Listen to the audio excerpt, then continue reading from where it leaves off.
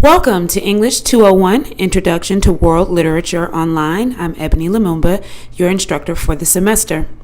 Before we get started, let's have an understanding of what world literature is. For the purposes of our studies in this course, world literature will be considered as literature written or produced anywhere in the world, in any global space, and translated into English.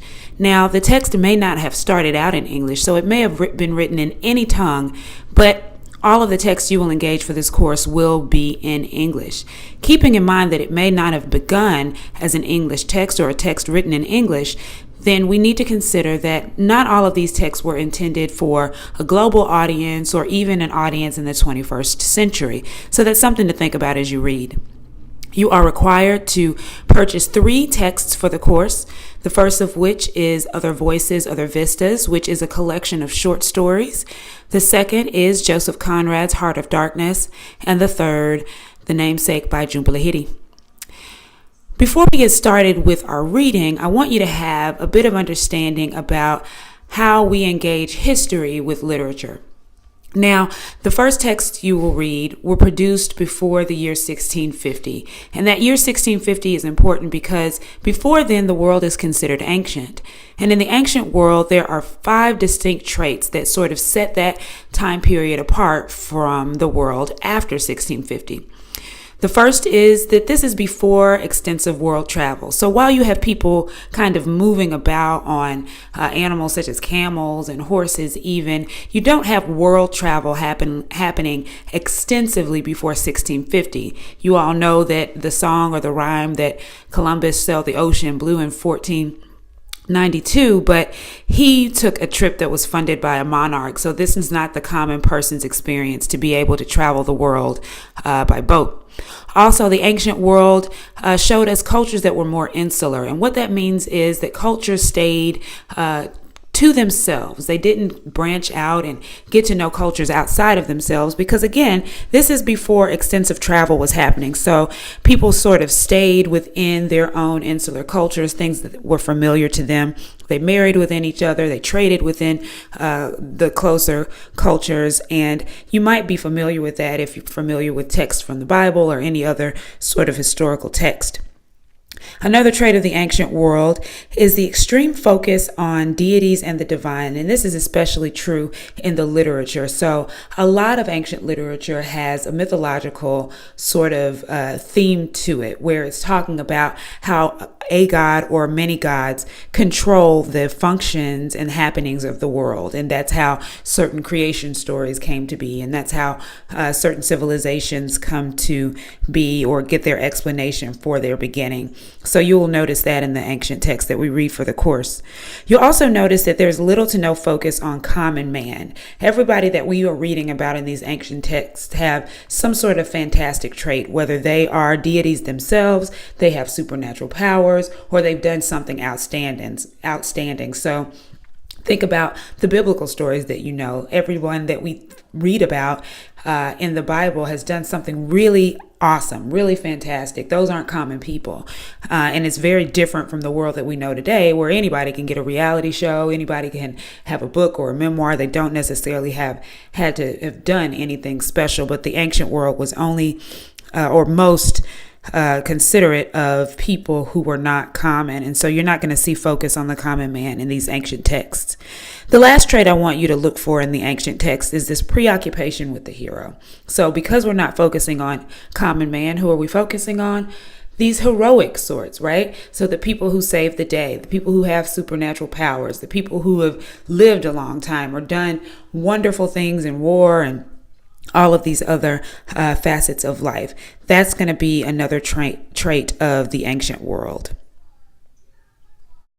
For this course, the 2 ancient texts you will engage will be 1 Samuel 17 and the Mahabharata, which is an Indian text, and both of those are provided for you in the Week 1 reading folder. Now, why the year 1650 to mark this break between the ancient and the modern world? Well, let's look at what's happening in history. During the late 16th and 17th centuries, we have European countries increasing their explorations of the Americas and Asia. So, for example, you've got Great Britain going into North America between 1607 and 1783. And this is those stories that you've read perhaps in American literature or American history, where you see colonists setting up on the northeastern border of America. This is Great Britain not only having these explorations, but also sort of setting up colonies and inhabiting these new spaces. France was doing the same thing in North America and the Caribbean. So that's where you have a lot of Canadian provinces and in the Caribbean countries like Martinique. And then you see those years coincide with the centuries. The Portuguese were doing the same thing in South America. And as a result, we have countries like Brazil. So what changed the world was travel, people experiencing new people, new things, new cultures. And of course, we know that that affects what is written about and how it's written about.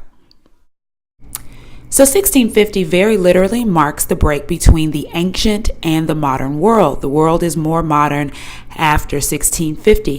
What does this mean for literature? Well, we know if the world is changing and becoming more modernized after 1650, then that's going to affect what's written, who's writing, and who's reading that writing. So that's all of the result of these cultural encounters. These cultural encounters are sometimes peaceful, but then we have those that weren't so peaceful, like colonialism and imperialism. We've got globalization, which changed the nature of certain spaces. So as you're reading, I want you to think about how the meeting of two cultures could change both, how outside cultures came in and affected indigenous cultures, and how the experiences of these encounters truly affect what's written about those spaces, and how it could even affect authors that may not have been alive when those changes started to take place, but their heritage is affected by it. These are all things we should be thinking about as we're reading, how these cultures encountered one another and what that did to affect the writing. So as you're reading this literature, I'd like you to consider three very simple things. The audience, who was it written for? Who could have actually read it at the time? So think about language as well as literacy rates. Think about the universe of the text, the historical context that it was written within. What was happening in the space where it was written, where the author may have written it from, and how that could have affected the literature. Also, of course, think about the author, their biographical information, their life, their past, their experiences, and how that affects the work. As you're reading, I want you to dig deep and avoid linear readings, okay? Think beyond the words on the page, read between the lines, so to speak, and consider all sides as more than good, simply good and evil, and these polar opposites, that there are characters that possess a little bit of both, and you can relate to them no matter how egregious and heinous their actions. Lastly, I want you to think about if the author could have had a bias or prejudice sort of towards what they're writing about or the characters that they produced and how that affects the work. And you'll know that from their biographies. You'll be required to produce a weekly response each week on one text from that week. And those will be due on every Friday by 8 p.m. But these are the things that I want you to consider as you produce those weekly responses. What's interesting about a text? What's confusing? Did the text connect to anything else that we've read in the course? And spoiler alert, they always will. So never let your answer be that you don't see a connection. There's always a way to connect these texts. And think about the title of the text and its significance. Titles are more than just sort of the cherry on top or the bow on the present, but they have a significance to the story. And I always want you to consider that as you're reading. That is our brief intro. Now, please make sure you connect to the Remind app. Our course code is at 201 online, and that way you can get updates and reminders straight to your cell phone or to your email. Also, please be reminded that no late work will be accepted. Once those portals close on Moodle, that is absolutely it. So please make sure to time manage over the course of the semester. That said, enjoy. You've got reading to do, so I'm out.